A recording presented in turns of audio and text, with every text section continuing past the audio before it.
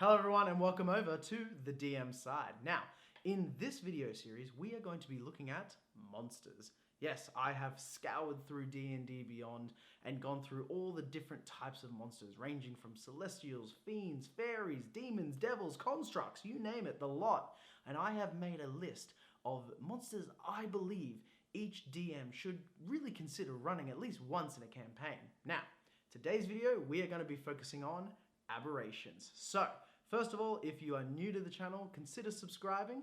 If you are here by chance or because you already are a subscriber, give it a thumbs up because it really does help the channel in the end. And most of all, comment down below what was your favorite aberration for this video, or what's your favorite aberration that was not in this video. So, let's do it.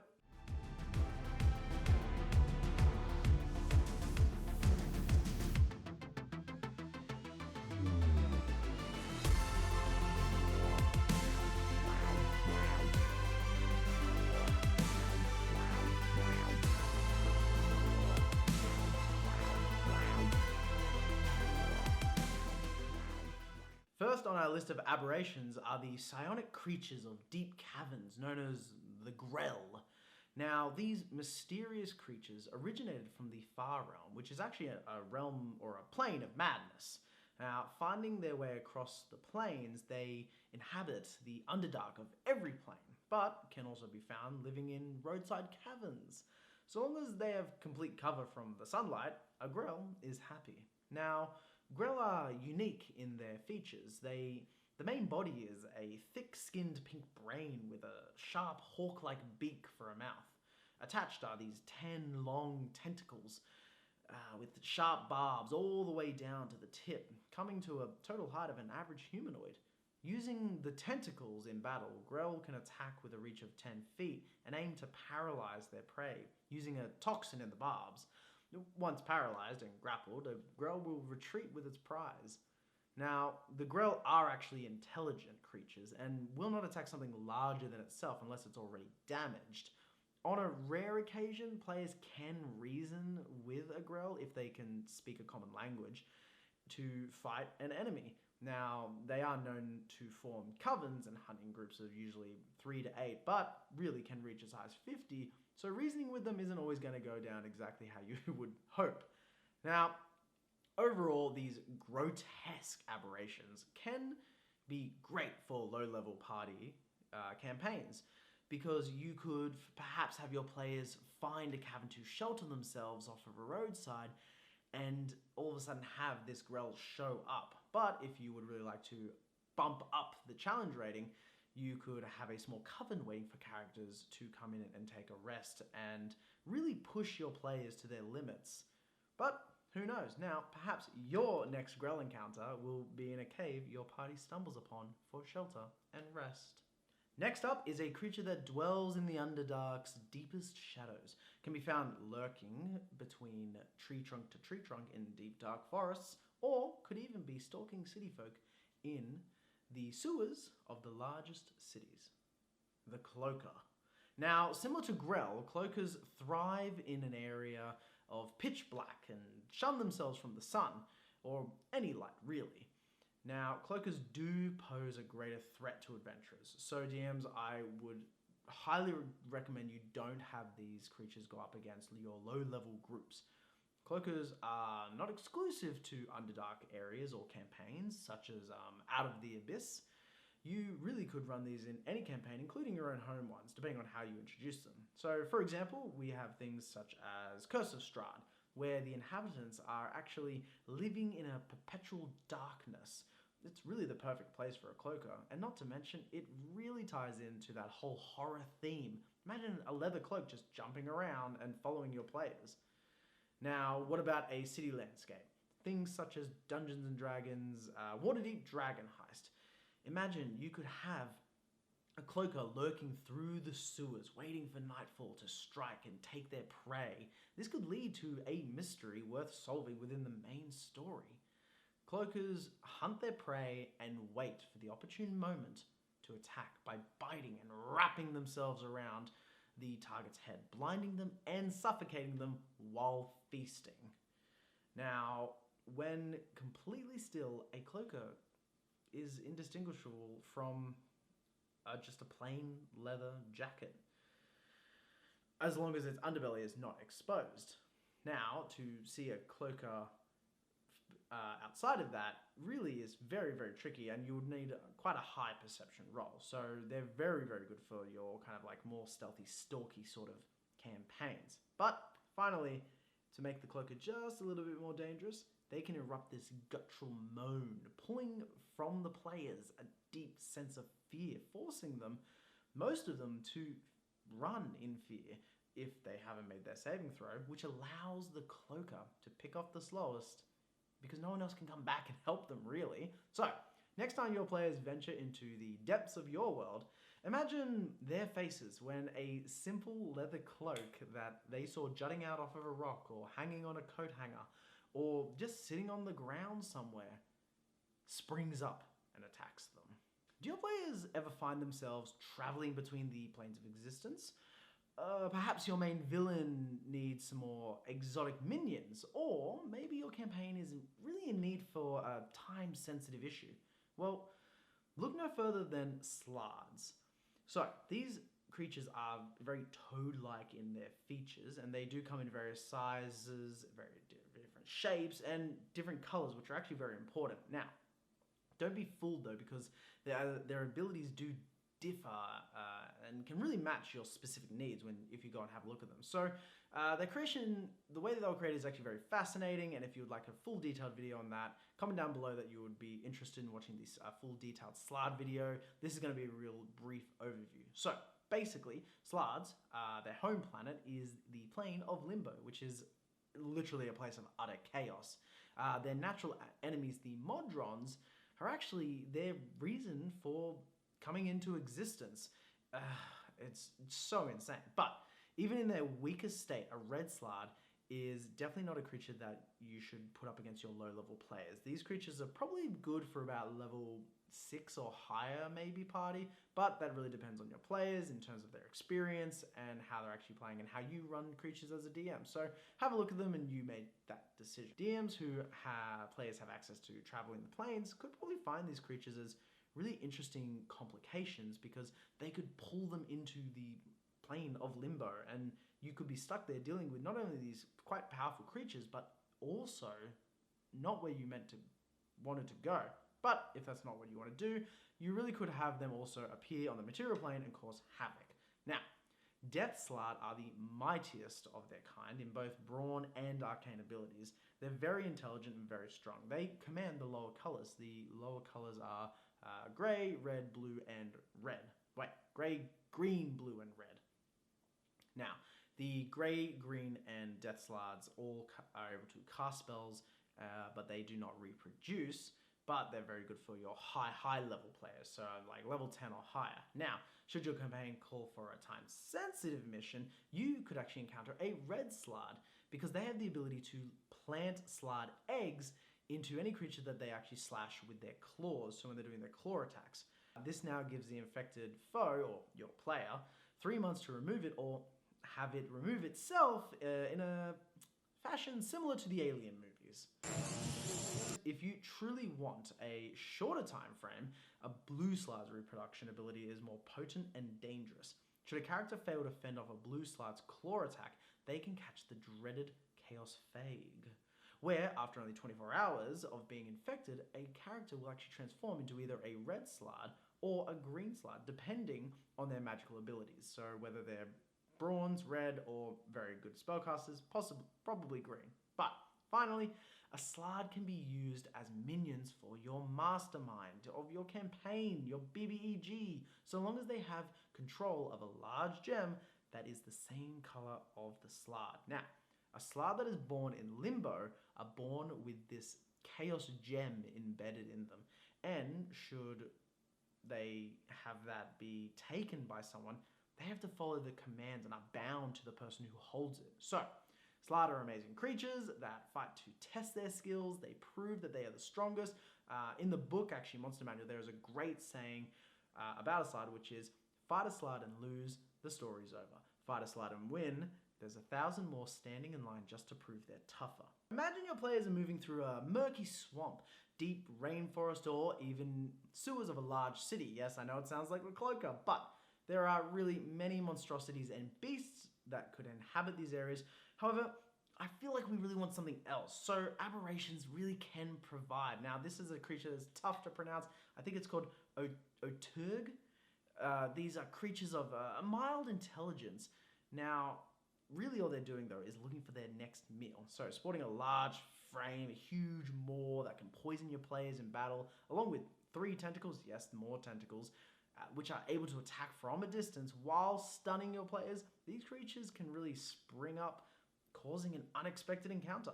So these creatures live for their next meal. So they live mostly off of garbage and filth, eating whatever they can find. So shying from direct combat, they actually prefer to basically cover themselves in their own filth, have one of their tentacles sitting up top, waiting for someone to get close enough, and then springing and striking just at the right moment, trying to catch and drag in their prey. So, DMs, you really could place these creatures in city campaigns because they've actually been used in D&D history to actually be basically the garbage collectors. They literally just dump the waste and these creatures eat it, which is pretty cool. So maybe have some of them just break out in the city and you've got to go and catch them all. You know, maybe you have to go in and collect an item that's been thrown away and those creatures are in there, you know? Or really, you could place them in the sewer. What could originally have been a crocodile in the sewer of Waterdeep is actually now just a much larger problem. So, have your players trudge through Murky Swamp each day, eating away at their food, and force them to run out of supplies and have to then go scavenge, so that way they can hunt for food, only to soon become the food that is hunted for. So, and a Turg has this ability to speak telepathically with those around them. However, it's actually a limited telepathy because they can only send, they actually cannot receive. But most travelers or most adventurers will hear these voices and will actually draw them and pull them closer. They want to find out what this is. Let's face it, players are actually very curious. So these creatures can really pull them in and they're filled with so much potential. So some players even supply enough garbage for them and actually have them as pets, but that doesn't really last long. All right, so if a literal pretty much garbage truck with 3 tentacles isn't impressive enough, then how about something so dangerous it calls the Shadowfell its home? Can force your players to teleport to it from 500 feet away, or how about manipulate your players' sight, literally taking it away from them from 500 feet away. Okay, not good enough?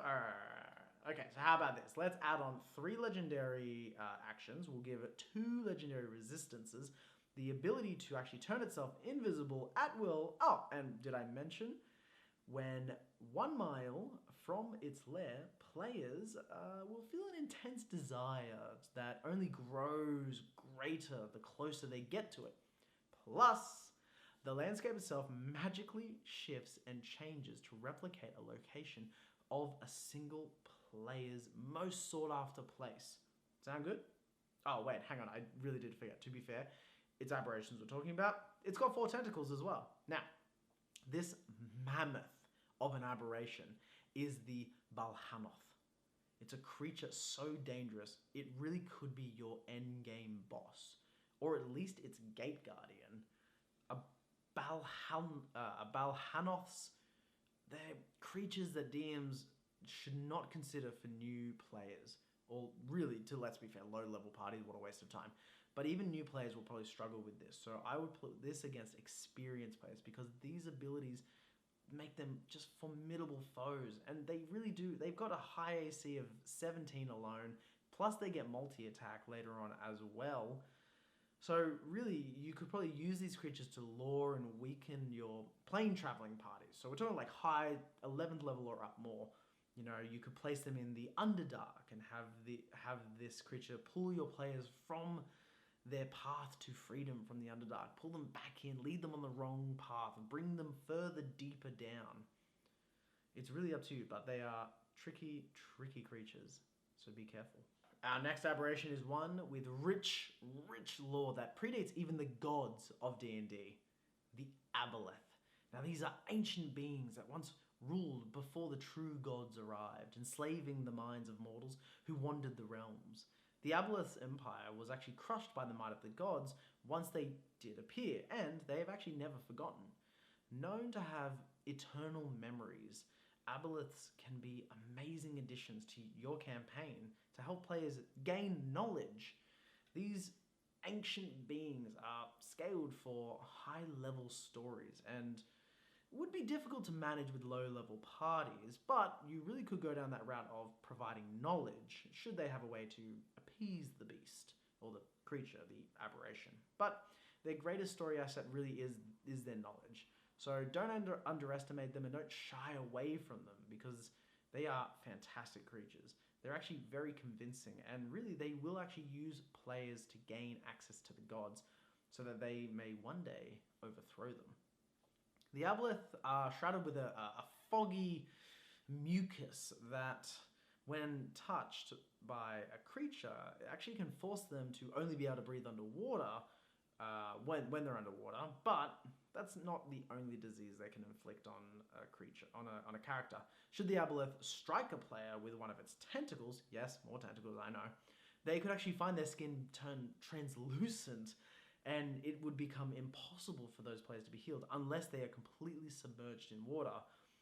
Otherwise, if they're not in water, every 10 minutes they actually take acid damage when they're on dry land. So it's a very interesting dynamic that a player could be cursed in such a way. But more concerning about the Aboleth are the fact that they are able to enslave up to 3 creatures a day, with the target only being able to break free from its hold when damaged or at the end of each day. Now, provided that they are actually at least a mile away from the creature, that's when they can make that save. So if they're within it, they don't actually get to make the save. But again, Aboleth, very cool creatures. So they can they have the ability to speak telepathically with their slaves from any distance. And that's not even the worst part. Should an Aboleth be faltering in battle, so basically it's gonna die, it can actually use its psychic abilities to drain the creatures, the targets that it has enslaved, to regain strength, possibly killing its minions in the process. So if your characters get possessed, I guess, or charmed by these creatures, they could really take the brunt of the damage. Now, an Aboleth's lair actually provides them with even more abilities, so it actually can make them a foe not for the faint of heart. So your characters really need to decide whether this is worth going after. But residing in deep subterranean lakes or dark rocky ocean floors amongst the ruins of their lost empires, these creatures are rare to see in the world. Now, DMs who run a seafaring campaign might actually place these creatures in the oceans as a plot point, or a place for knowledge to be gained should maybe they pass on magical items or something, or more knowledge in return for knowledge. But you could even go into this whole underwater sea dungeon to delve. Personally, I actually have only used them twice now, both in Curse of Strahd, where I placed one in the Lake Baratok to scare my players, but I didn't realize how tough they were. And then I also used it in Waterdeep Dragon Heist, it is actually placed in there. I didn't do that myself, but I'll leave those spoilers to me. Go and watch the Waterdeep series, and you might find out what I'm talking about. But they do have a rich lore and really have shaped the world of D&D. So if you really want a more detailed history lesson on Aboleths, you know what to do. Comment down below, give the video a like. Just type Aboleth in capitals and maybe we'll do it. Okay, so let's dial it back a bit. You know, we've had some quite high level creatures. So let's go on with the next creature, which is actually by far one of my favorite aberrations for low level campaigns. It is the Nothic. Now, Nothic have a fantastic lore behind them. And again, if you really want a detailed history on them, comment down below. But let's get straight into it, because I think these are one of the best creatures for low level campaigns. The short story is that these humanoids were actually once wizards who craved power overall. It's kind of a running theme in D&D with wizards.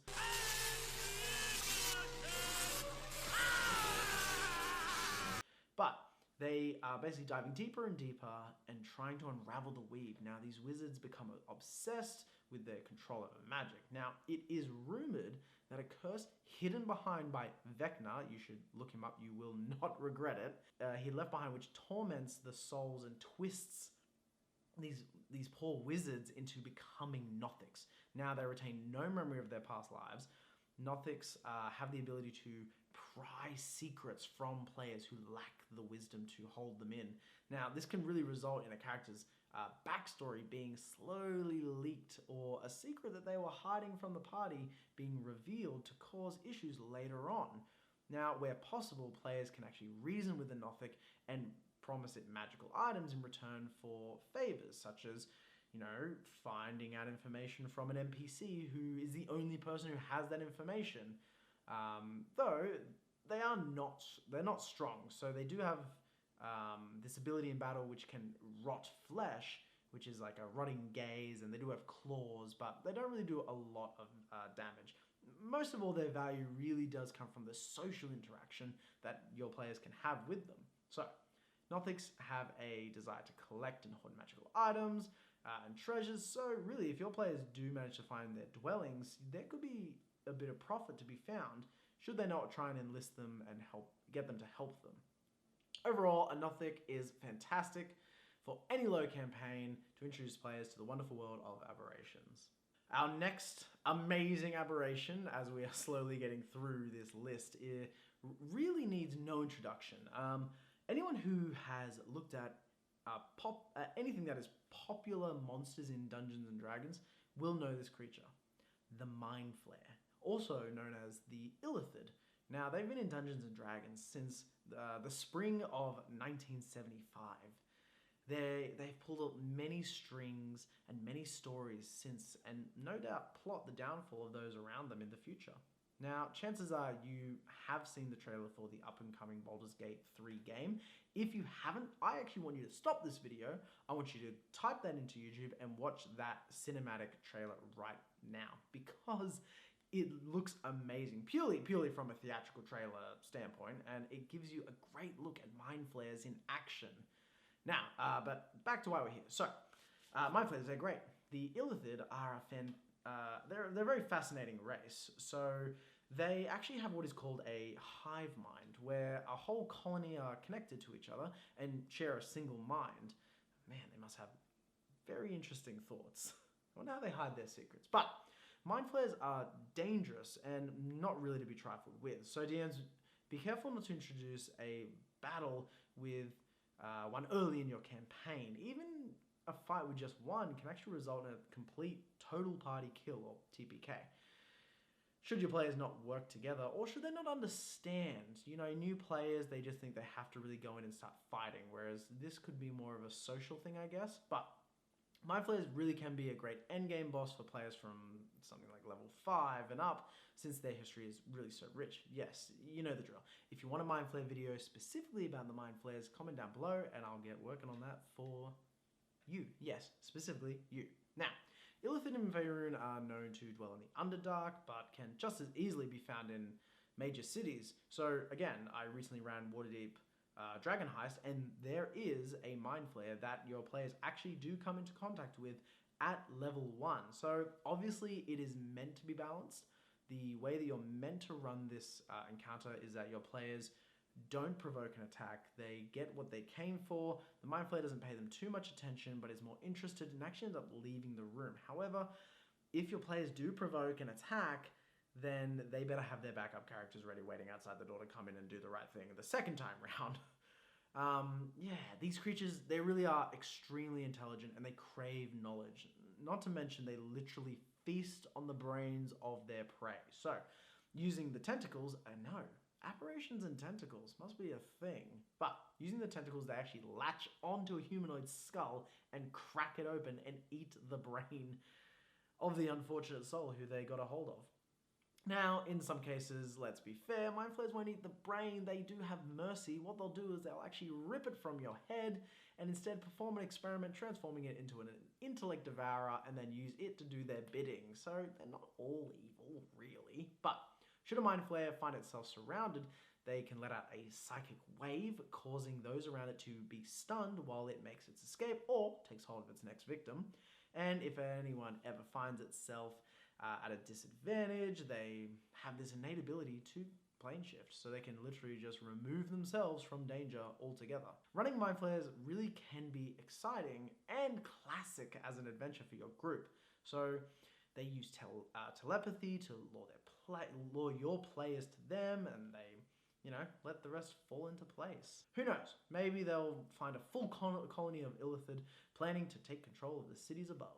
Now, mind flayers, though classic and challenging, if your campaign has grown into something much larger, they actually may not be a big challenge anymore. So where do you go from there? You might still want to use this hive mind as your overarching story. So you need a bigger boss. Well, fear not, because there is a greater threat beyond the actual Illithid or mind flare, which is known as the Elder Brain. This creature is almost godlike to the Illithid, as it is the oldest brain in the colony. Now, the central network for a whole colony of mind flayers and a monster so terrifying, even the strongest of parties are actually going to really struggle to confront it if it wishes to be disturbed. So let's jump into it. The Elder Brain has many lair abilities that can create a truly terrifying and engaging moment for your campaign. So here's the thing: as soon as your players enter an Elder Brain's radius of 5 miles, it can sense them, along with being able to actually create a psychic link between players and itself should they fail their saving throws. From there on, your players can become incapacitated for a moment. Players who are connected to this psychic link, they can try and break free, but on a success, they actually end up taking psychic damage. Now, should they leave the link connected, an Elder Brain has so many benefits from that. It will actually be able to pinpoint their location and will be able to see through their senses, literally looking through their eyes, smelling, hearing things around them, tasting things. It's mental. But the trouble, it doesn't even end there. Because should a spellcaster be connected to this link, the Elder Brain can actually forcibly break their concentration on any spell while dealing them a small amount of psychic damage.